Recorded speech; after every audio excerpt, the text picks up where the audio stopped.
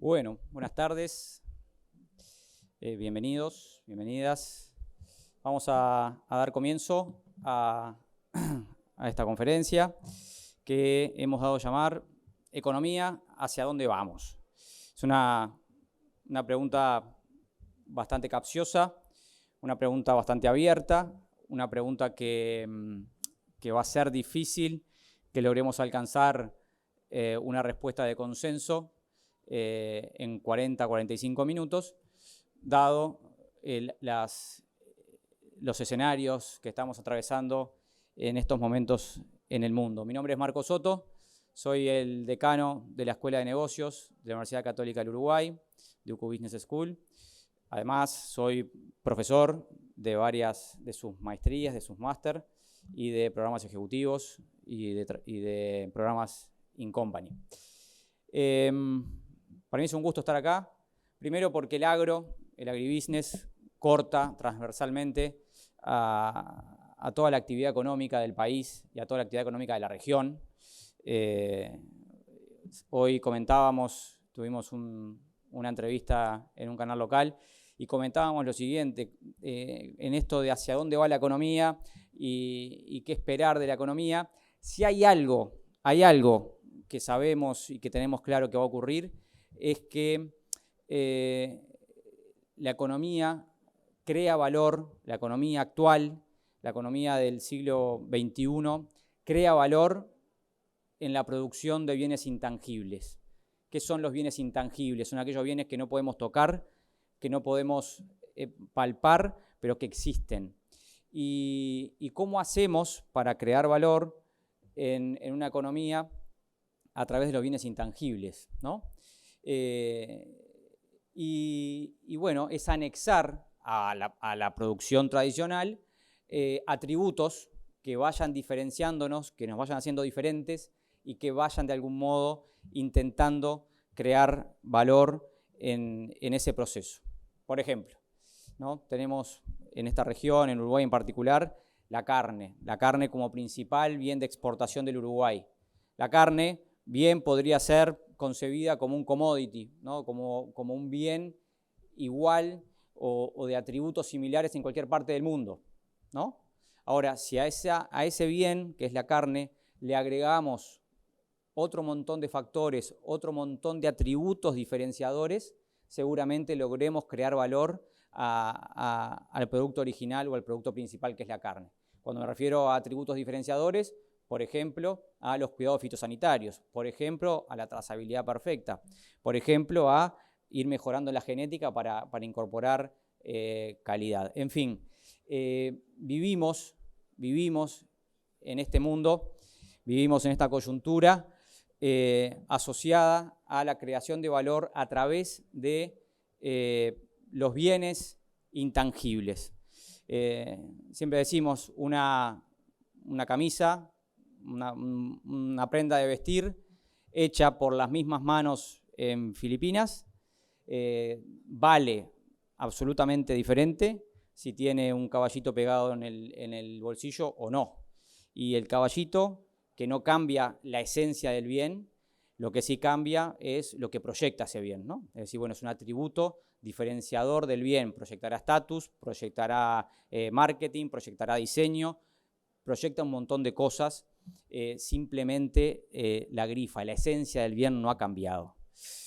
Por eso vivimos, repito, en un mundo donde la economía del conocimiento pasa a ser clave a la hora de producir y a la hora de incorporar a los bienes tradicionales, a los bienes principales, atributos diferenciadores asociados a la investigación y asociados al desarrollo. Por eso, el agribusiness no es únicamente una actividad vinculada al agro. No, hoy el agribusiness precisa, la producción agropecuaria precisa la incorporación de otras actividades que son transversales a la economía, como la investigación, como el desarrollo, como los servicios profesionales, como la tecnología. Sin embargo, como les comentaba, vivimos en un mundo, como decía hoy el ministro de Economía, en un mundo convulso, en un mundo raro, en un mundo particular. Hace 5 años y medio, publiqué una columna de opinión, una de las columnas de opiniones que publico habitualmente en medios de prensa en Uruguay. Hace 5 años publiqué una que comenzaba así. Cuando un azteca quería comprar algo, por lo general pagaba con semillas de cacao o rollos de tela. Por esta razón, la obsesión de los españoles por el oro les parecía inexplicable. ¿Dónde residía el poder de un metal que no podía ser comido, bebido o tejido, y que era demasiado blando para ser utilizado para producir herramientas o armas? Cuando los nativos preguntaron a Hernán Cortés por qué los españoles tenían tal pasión por el oro, el conquistador contestó: tenemos, mis compañeros y yo, mal del corazón, enfermedad que sana con ello. Vivimos, han pasado 5 siglos de esto y parecería que el mundo, parecería que la historia comienza a repetirse. En general, en nuestras clases, dentro del aula, comentamos esto, ¿no? Un poco como cantaba un filósofo contemporáneo, Daddy Yankee: lo que pasó, pasó. Y yo siempre digo que lo que pasó, pasó y pasó por algo, ¿no? Está la historia ahí para entenderla, el pasado para comprenderlo, y también en general, con diferentes ingredientes, con diferentes patrones, ese pasado vuelve y se repite a lo largo de la historia de la humanidad, porque en definitiva seguimos siendo seres humanos. Les traje una agenda nutrida, cargada, pero que tiene una lógica, ¿no? Ir de lo más macro, de lo más abarcativo a nivel global, hasta lo más concreto y llegar o intentar aterrizar en nuestro país. Esta fiebre del oro que les comentaba está siendo una realidad en estos días. Fíjense que como comentaba, esta columna de opinión tiene 5 años y medio. O sea, ya hace 5 años y medio nos cuestionábamos o nos empezábamos a cuestionar este vuelo hacia el oro de diferentes agentes económicos y diferentes gobiernos. Hoy, 5 años después, esto se ha acelerado notablemente. Lo que sucede que por entonces, hace 5 años, en plena pandemia, se empezaban a percibir los primeros gérmenes de lo que hoy estamos viviendo y de lo que hoy vamos a hablar y comentar. Esta evolución del oro ha sido exponencial en el último año y ha superado el rendimiento de la inmensa mayoría de los activos razonables que conocemos en el mundo de los activos. ¿Por qué? La pregunta no es lo que pasó, la pregunta es ¿por qué pasó? ¿Por qué está ocurriendo esto? ¿Por qué el ser humano, que son los agentes, que son las instituciones, por qué el ser humano se vuelca a comprar masivamente oro? Como hace 5 siglos. ¿Qué nos está ocurriendo? ¿Qué nos está pasando? Y el oro, que había dejado de ser activo de reserva de los gobiernos, que había dejado de ser un activo para atesorar, la inmensa mayoría de los gobiernos reservan, ahorran, atesoran en dólares, que es la moneda de aceptación global post Segunda Guerra Mundial. ¿Por qué los agentes y los gobiernos comienzan de nuevo a reservar en oro? Comienzan a constituir reservas en oro. Bueno, esta es una de las preguntas claves que tenemos que ir deshilachando a lo largo de la tarde. ¿Por qué esto que parece algo cuasi irracional o empujado por diferentes factores termina siendo parte de la realidad con la cual hoy tenemos que convivir? Quizás parezca demasiado alejado de nuestro día a día, pero quizás no cuando logremos profundizar en estos conceptos. Hoy el oro ya es el segundo activo de reserva más importante de los países, ¿sí? Hasta hace poquito era superado por el euro.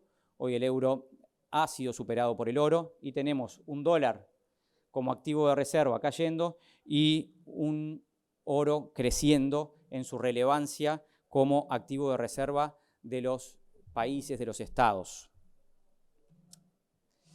¿Qué sucede cuando los precios aumentan? ¿Por qué aumentan los precios de los activos?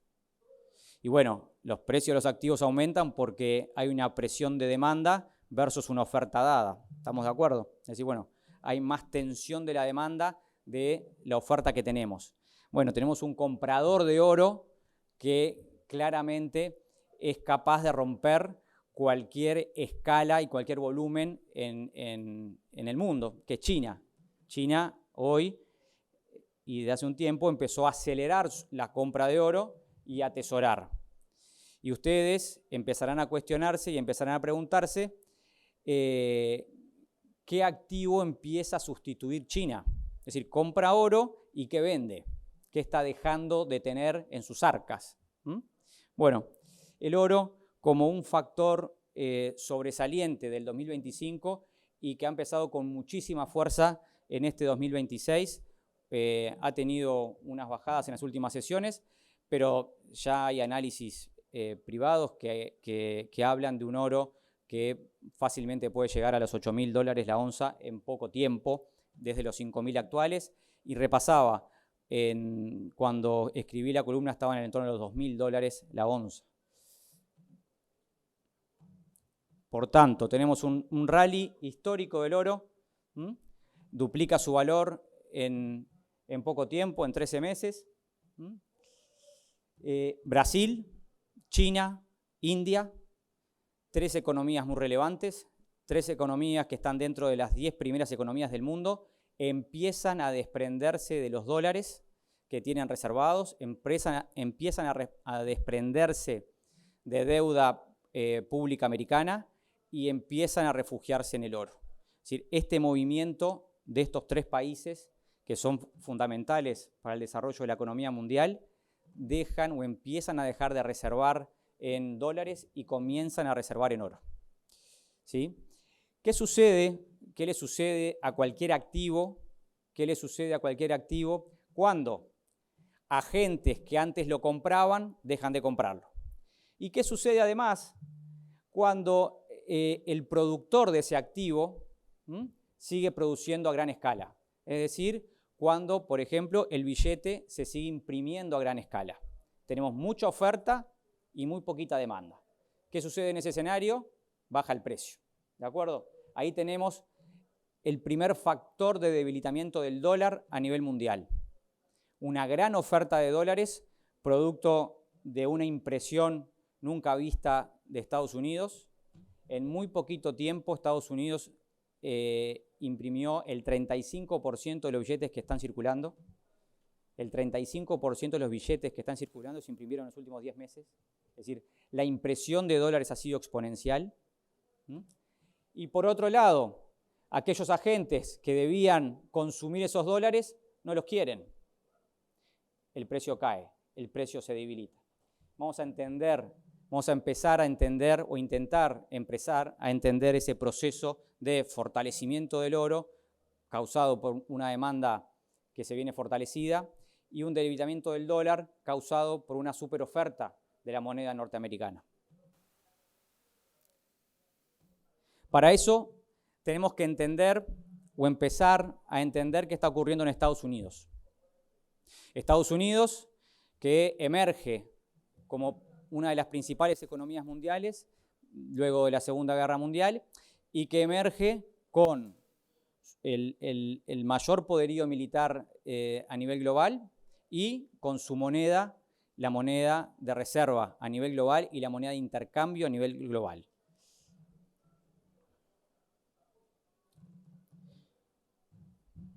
Bueno, Estados Unidos tiene varios problemas que vienen erosionando su economía. Para empezar, un incremento galopante de sus niveles de deuda pública.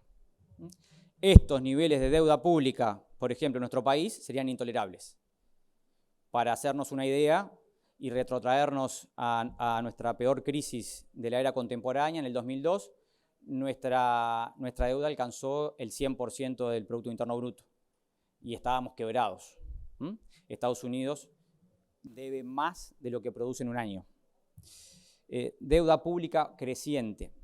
¿Y por qué tiene una deuda pública muy creciente? Porque precisa endeudarse. ¿Por qué precisa endeudarse? Porque gasta más de lo que recauda. ¿Sí? Hoy tenemos un déficit en Estados Unidos que supera el 6,5% del Producto Interno Bruto. Un déficit, de vuelta, sería intolerable en otras economías como las nuestras, como las emergentes. Estaríamos catalogados como economías de alto riesgo. ¿Cómo financia Estados Unidos? ¿Cómo financia Estados Unidos este desequilibrio? Imprimiendo dólares. ¿Estamos de acuerdo? Porque es la moneda de aceptación global. Imprimiendo dólares. Tiene la moneda de aceptación global, tiene la moneda de reserva global. El texto que comenté y que leí al comienzo es de un libro de Yuval Harari, de Animales a Dioses, y en otro pasaje, es interesante, habla de la creación de los sistemas monetarios a nivel mundial y comenta, y estoy de acuerdo, que los sistemas monetarios, las monedas, el dinero, es el sistema de confianza mutuo más perfecto que creó el ser humano. El dinero vale porque creemos que vale. Sobre todo desde que la convertibilidad al oro se ha cortado desde el año 71, en la presidencia de Nixon. El dólar no está respaldado por nada. Por eso tiene una leyenda cada uno de los billetes. ¿Qué dice? En Dios confiamos, ¿no? Bueno, el valor está librado a la confianza. ¿Sí? El valor está librado a la confianza de los agentes.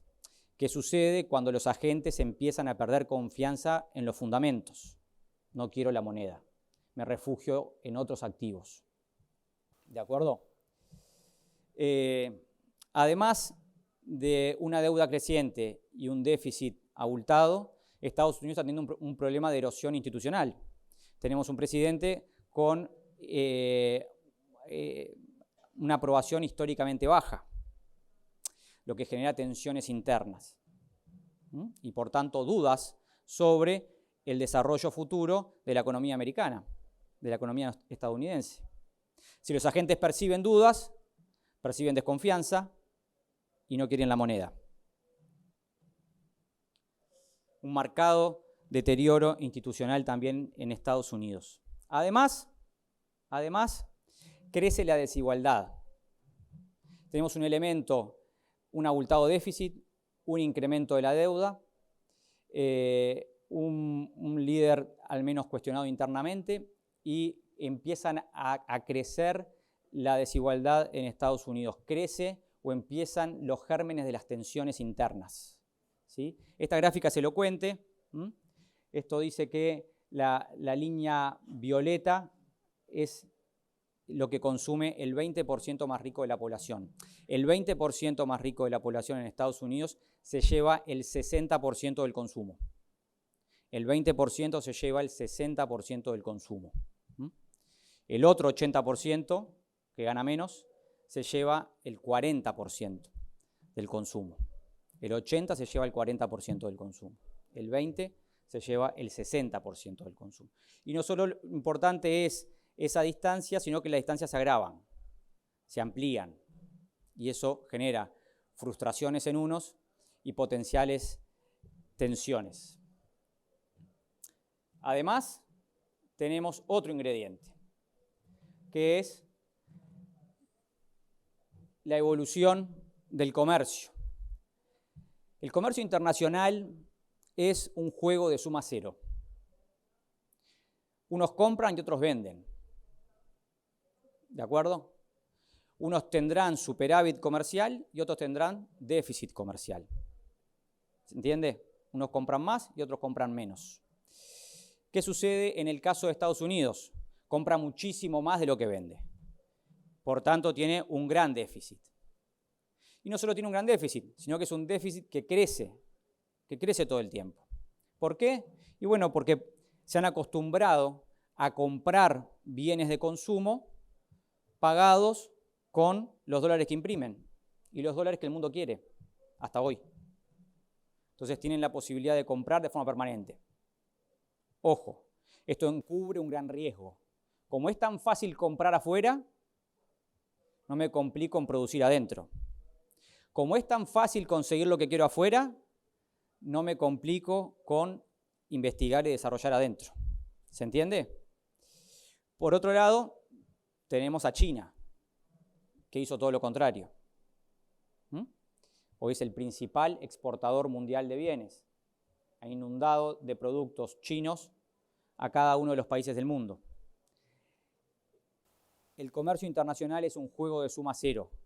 El problema es cuándo te vas muy abajo y quién se te lo está llevando. Por eso no es casual las tensiones que existen entre China y Estados Unidos desde el 2016, cuando asume por primera vez Trump la presidencia e intenta colocar en agenda la guerra comercial, que luego se ve suspendida o empañada por la pandemia. Pero si recuerdan, el índice de incertidumbre que publica el Fondo Monetario Internacional alcanzó su máximo conocido en momentos en que Trump inicia la guerra comercial. Después vino la pandemia y rompió todos los esquemas, pero no se había conocido tanta incertidumbre en el mundo moderno desde que Estados Unidos había de algún modo planteado o declarado esta guerra comercial con China. Tenemos, por tanto, un país endeudado, un país con un gran déficit, un país que tiene un deterioro interno, tanto por la aprobación de sus gobiernos como potencial tensiones internas a nivel social, y tiene una débil posición comercial a nivel internacional. Todo parte de una misma diagnosis. Ray Dalio, no sé si lo conocen, es un analista estadounidense que ahora, creo que vive en Dubái y estuvo en el foro de Davos las últimas semanas. Plantea lo siguiente, que a lo largo de la historia existen y existieron países imperiales, países que de algún modo dominaron el poder militar y tenían la moneda de aceptación global. A lo largo de la historia tuvimos varios ejemplos de países que fueron imperio. Holanda, España, el Reino Unido, China, Estados Unidos emerge como el gran país imperial desde la Segunda Guerra Mundial. Ray Dalio dice que son ciclos que empiezan y terminan. Cuando uno analiza las fases del país imperial, hay una fase de inicio o de ascenso del imperio, donde el país crece, donde hay superabundancia, donde el país desarrolla, donde el país innova, donde el país lidera un montón de aspectos que suceden en la economía a nivel mundial. Luego llega la riqueza, nos acostumbramos a tener, nos acostumbramos a pagar con nuestra moneda a cualquier persona que imprimimos nosotros, sin respaldo. Y ahí empieza un poco los problemas, porque nos empezamos a endeudar y porque empezamos a dejar de innovar, empezamos a renunciar a conocer, empezamos a renunciar a desarrollar. ¿Sí? Pero vivimos bien, porque el mundo acepta nuestra moneda. ¿Estamos de acuerdo? Y después está la fase de declive, antes de llegar a la crisis. ¿Sí? La fase de declive de los imperios está marcada por una altísima deuda que ya no puede manejar, desconfianza en su moneda de los diversos agentes a nivel internacional y por tanto empiezan a desprenderse y ya no la quieren. ¿Sí? Conflictos internos y externos. Cuantos más puntos de conflicto externo, más cuestionamos la supervivencia de ese imperio. Y por supuesto, el desprendimiento, como comentaba, de la moneda. Bueno, todo es lo que está ocurriendo, porque esto está escrito antes de la diagnosis que acabamos de hacer. ¿Se entiende? Por tanto, Ray Dalio y en una apreciación que compartimos, es posible que Estados Unidos esté en esta fase. Por tanto, es posible que en este momento estemos atravesando un cambio en el orden mundial. Ese cambio, ¿cuánto va a durar? ¿Cuándo vamos a conocer el nuevo orden? No lo sabemos. ¿Cuán rápida va a ser esa caída? Lo que sí es probable es que es muy difícil revertir estos puntos diagnosticados. Porque además, entre otras cosas, hay otro imperio que está con pretensiones empujando al que está. ¿Quién es? China, que está en la fase contraria, con un crecimiento exponencial, y vamos a entender ese proceso chino. China hoy es la economía que más aporta al crecimiento mundial. ¿Sí? Un cuarto del crecimiento mundial del año que viene lo explica China, aún con tasas moderadas para ser China. Si se fijan lo que viene atrás, ¿no? India, el país más poblado del mundo desde el año pasado. Ya no es China, es India, el país más poblado. Atenti. Empiezan a consumir, empiezan a alimentarse, todo lo demás, ¿no? Entre los dos van a aportar el 43% del crecimiento económico el año que viene. China crece. China lidera la carrera de la innovación. Esto es clave. Es clave por lo que comentaba hace un rato de la economía del conocimiento. Cómo se crea valor en la economía actual. Desarrollando, investigando, innovando. Por eso, cuando hablamos de las patentes en vigencia, el año pasado, China lo lidera. ¿Cómo hace un país que casi no tenía patentes relevantes, termina liderando? Apostando a la investigación, apostando a la innovación, al conocimiento. Y hoy, vos que creaste el smartphone, la mirás de atrás, ¿no? Porque las marcas chinas han empezado a tener alternativas superadoras, al menos para los consumidores. Los vehículos eléctricos. Los vehículos eléctricos chinos empiezan a conquistar uno de los mercados más exigentes del mundo para esta industria, Europa. Porque ya no tenemos en China el copy market. En China tenemos producción, innovación, desarrollo, calidad. Y una de las industrias más tradicionales, como la de los vehículos y a la que más le costó innovar, bueno, acá tenemos China conquistando mercados hiperexigentes. Les decía que uno de los factores claves para pasar a ser el país imperial o el país que domina el mundo es tener la moneda. ¿Qué dijo el presidente chino hace unos días? Quiero que la moneda china sea la moneda de aceptación global. No precisó ser o mandar indirectas, fue explícito. Quiero que la moneda china sea la moneda de aceptación global. Chequear, hacer check en la lista de requerimientos para tener su supremacía. Todavía le falta muchísimo, ¿no? El dólar aún cayendo como refugio, como moneda de reserva, aún cayendo, es la que domina. Pero el renminbi chino viene de a poquito empezando a comer. Le falta mucho, pero hay que ver cómo evoluciona. ¿Cuál será la base para el despegue? Y pueden ocurrir muchas cosas. Puede ocurrir que suceda un conflicto hiperrelevante que termine por destruir la confianza acá y de algún modo se vuelquen los agentes masivamente para aquí, por ahora improbable, o será una decantación que vaya siendo de a poco. Ya lo vamos a ir viendo. Lo que sí es que está explícitamente expuesto los intereses chinos.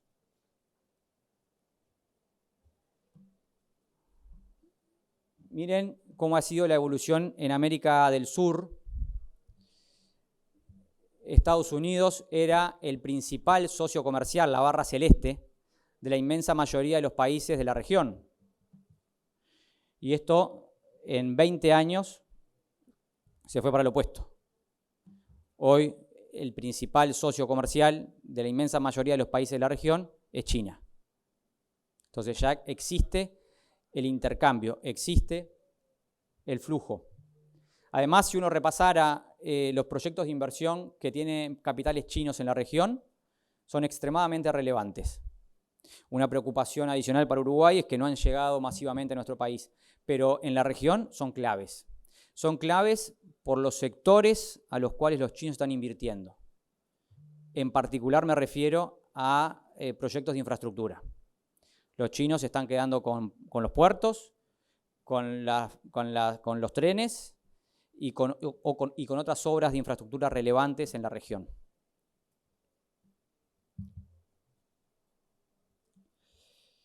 Y en ese marco, en esa búsqueda o en ese potencial cambio de orden económico mundial, ¿cómo se para la región? ¿Cómo se para América Latina? Extrañamente, como una región de bajo riesgo. Si uno repasa cómo terminó el riesgo país de los países de la región, todos pagan menos de 600 puntos básicos. Uruguay, el país con menos riesgo país de la región y con uno de los riesgo país menores a nivel mundial, en el entorno del 10, 12 de las economías menos riesgosas del mundo. Bueno, esto puede estar queriendo decir dos cosas, porque si uno recuerda cómo se construye esto es simplemente la diferencia. Esto es simplemente la brecha que nos separa de economías libres de riesgo, Estados Unidos. Pueden pasar dos cosas, que el riesgo por alguna razón efectivamente baje en la región, ¿o qué? O que el riesgo en otro lugar suba. ¿Se entiende? Bueno, pueden haber pasado varias cosas, entre ellas, por supuesto, la reducción del riesgo país en Argentina a un elevado ayuda muchísimo, y también la situación en Estados Unidos, una situación compleja, convulsa, volátil, ayuda a entender que estos países por ahí no son tan riesgosos como parecían. Hablábamos de la deuda pública americana, ¿no? 125% del PIB. Miremos nuestra deuda, parece manejable, parece muchísimo más manejable, ¿sí?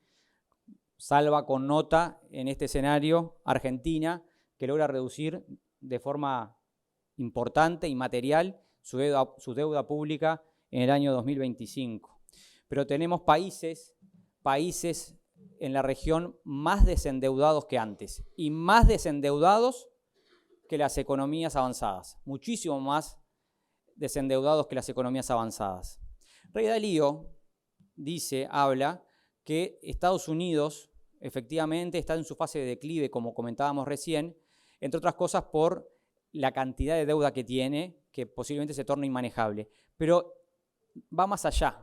Ray Dalio habla de que es posible que surja un nuevo orden monetario que sustituya a las monedas fiat, a las monedas que emiten los estados, porque están todos los estados endeudados. Todos los estados relevantes están endeudados por encima del 100, como Estados Unidos.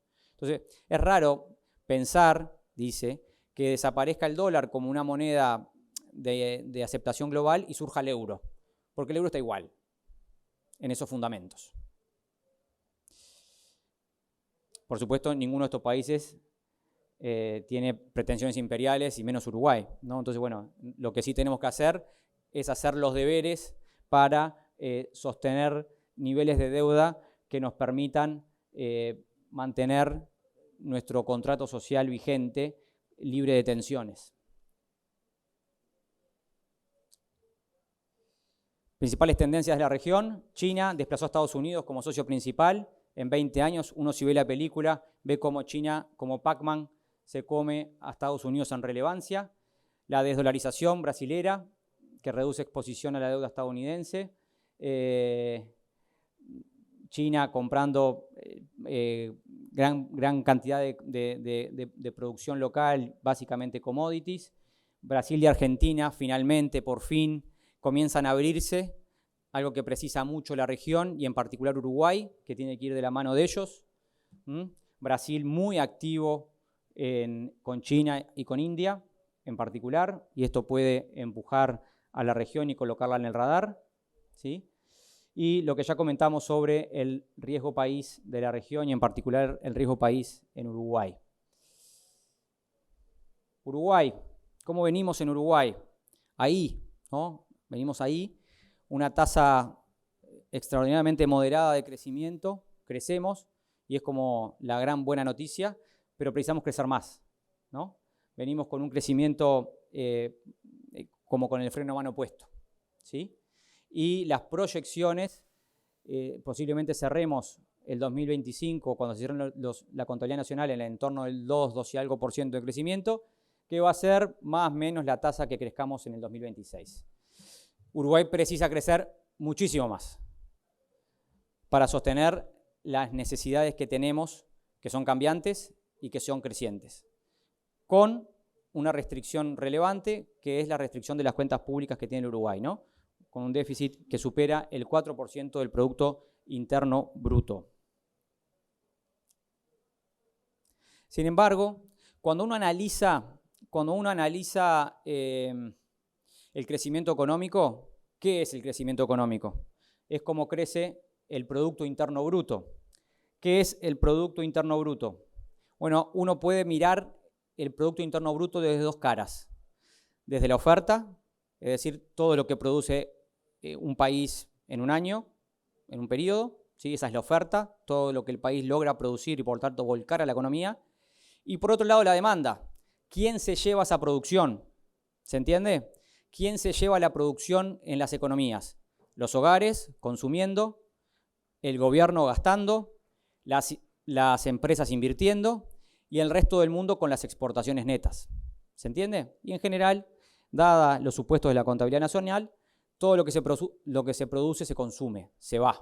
Entonces, uno podría ver el PIB como todo lo que se produce, que es lo que el imaginario colectivo tiene en la cabeza, pero también como todo lo que se demanda y entender quiénes demandan, quiénes son los motores del crecimiento. El gobierno no puede ser porque no puede gastar más, ¿se entiende? El consumo de los hogares va a depender muchísimo de la evolución del mercado de trabajo y de la evolución de los salarios, ¿sí? Por tanto, Uruguay precisa activar dos turbinas imprescindibles: la inversión y las exportaciones. ¿Cómo viene Uruguay con las exportaciones ya este año?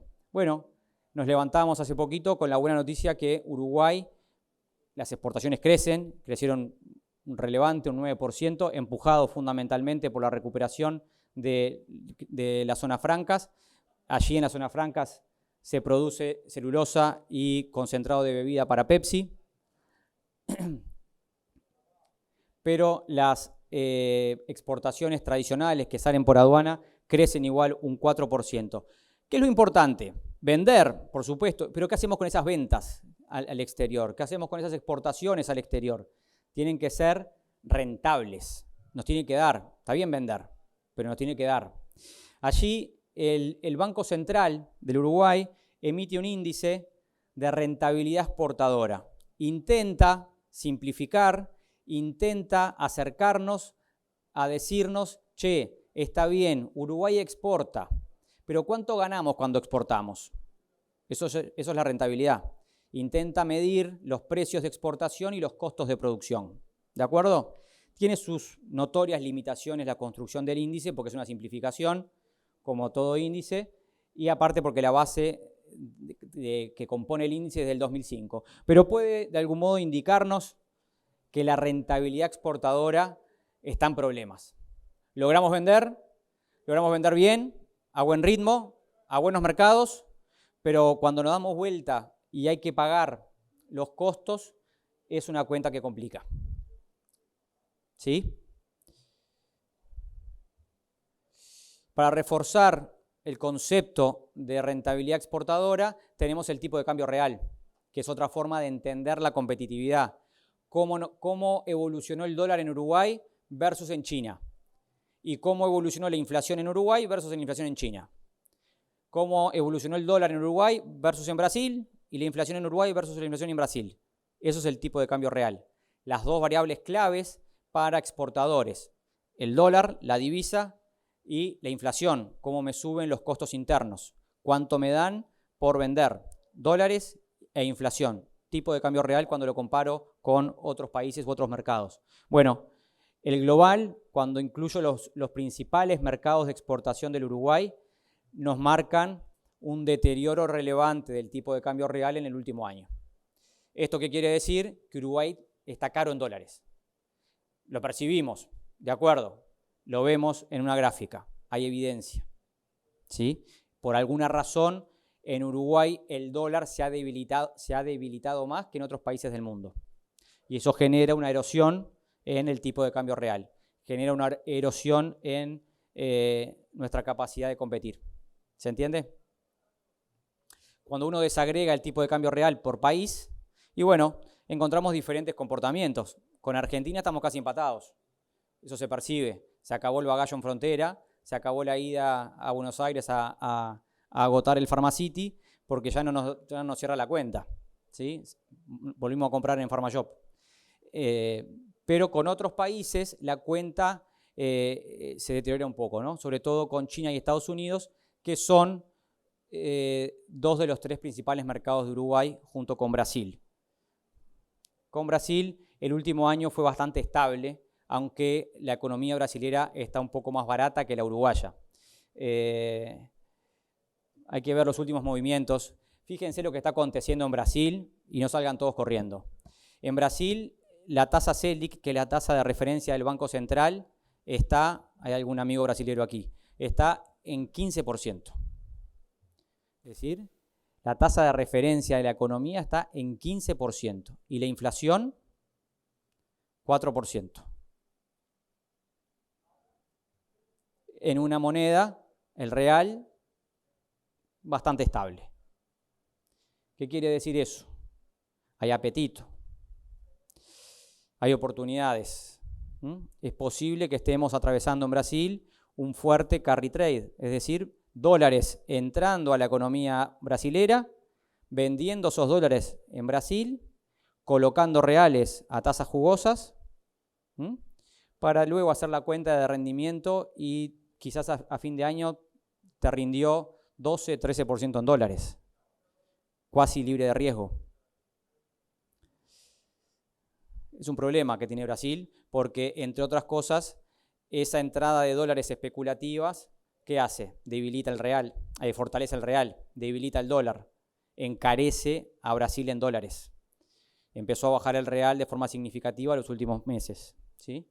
Bueno, para nosotros puede ser una oportunidad de arbitrar las economías y si se encarece Brasil puede ser una buena noticia. ¿Qué es esto del índice Big Mac?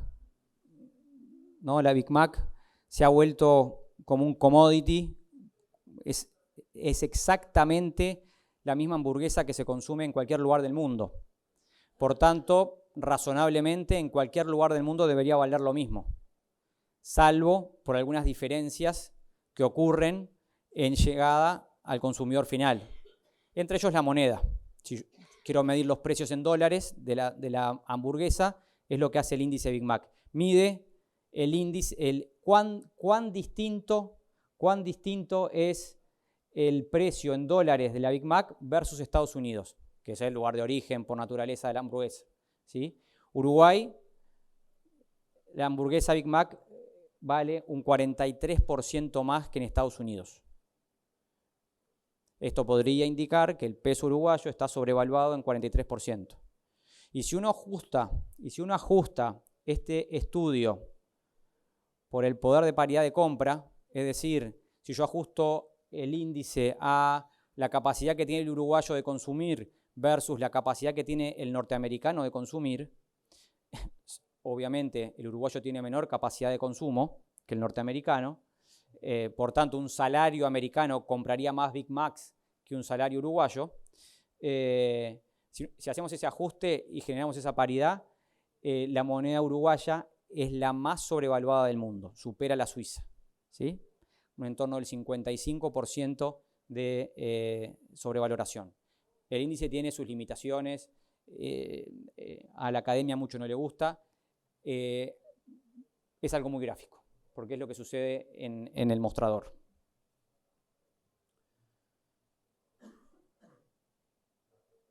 Bueno, Uruguay termina el año con una inflación extraordinariamente baja. Hoy el ministro hizo un anuncio que fue una primicia. Posiblemente la inflación de enero, cuando se dé el dato de enero, va a ser la inflación más baja de los últimos 35 años. O sea, posiblemente sea más baja que el registro de diciembre. Esto genera múltiples desafíos. Por supuesto, estabilidad de precios para el Uruguay, pero también cuando nos hemos comprometido a hacer ajustes de tipo nominal, por ejemplo, si nos hemos comprometido a dar aumentos del 5%, lo que está ocurriendo es que vas a dar aumentos en términos reales. ¿Se entiende? Por tanto, bueno, el gobierno de algún modo también está un poco nervioso o siente algún tipo de riesgo cuando la inflación está tan baja, que ha sido siempre nuestra obsesión, bajar la inflación. Bueno, nos fuimos de mambo. Entre otras cosas ayudado por el dólar debilitado. Decíamos que uno de los motores de crecimiento del Uruguay, cuando analizábamos las variables que conforman el Producto Interno Bruto, es decir, el consumo de los hogares, la inversión de las empresas, el gasto público y las exportaciones, uno de ellos es el consumo, y para que haya consumo tiene que haber empleo, porque el empleo es el que genera el salario. Bueno, a pesar de tener un magro crecimiento Uruguay el año pasado, de estar lento, a pesar de tener algunos problemas internos de encarecimiento relativo, hubo dos variables que comportaron bien y son buenas noticias. Uno es la inflación que acabo de mencionar, que está moderadamente baja y eso genera estabilidad. Y dos, el mercado de trabajo. Tenemos la tasa de empleo más alta de los últimos 10 años. ¿Sí? Récord en ocupados, en creación de empleo y en cotizantes al Banco de Previsión Social. Bueno, esto es una muy buena base de arranque para el 2026. En la medida de que se sostengan esos empleos, puede haber dinamismo en el consumo. Vivimos en sociedades de consumo y es clave que eso suceda. Cuando uno analiza la tasa de empleo y uno la descompone, cómo comportó en todo el año, si bien es correcto que tenemos la tasa de empleo más alta de los últimos 10 años, también es verdad que en el último semestre enlentece la creación de empleos, que puede significar también un enlentecimiento de la economía.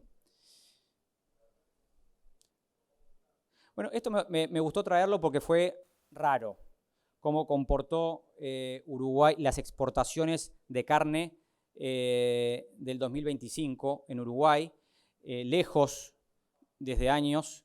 El principal mercado de exportación de la carne había sido China, tanto que había llegado a un share del 60%. El 60% de la carne uruguaya decía para China, lo que era un problema y un riesgo de concentración de mercado. Bueno, en el 2025 cambió. Hubo un cambio.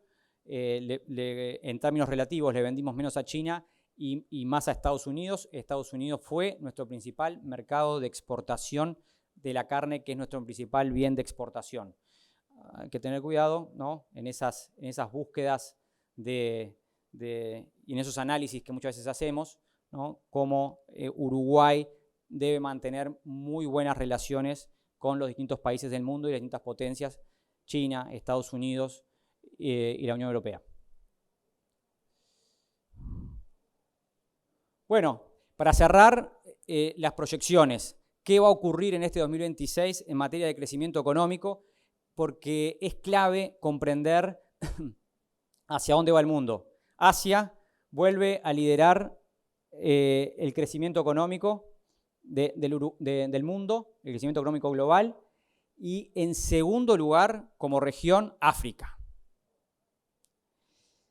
Que poco suena en los titulares, que poco suena en los análisis, que poco suena en las estrategias de los países. África tiene tasas de crecimiento excesivamente activas, producto de una demografía que no para de crecer. La población mundial crece en India, como ya vimos, como principal país poblado, pero sustancialmente crece en África.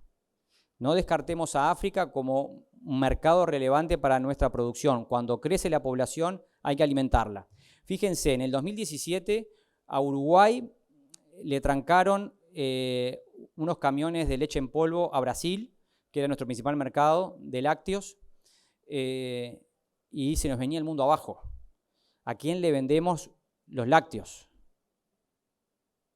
Bueno, surge Argelia.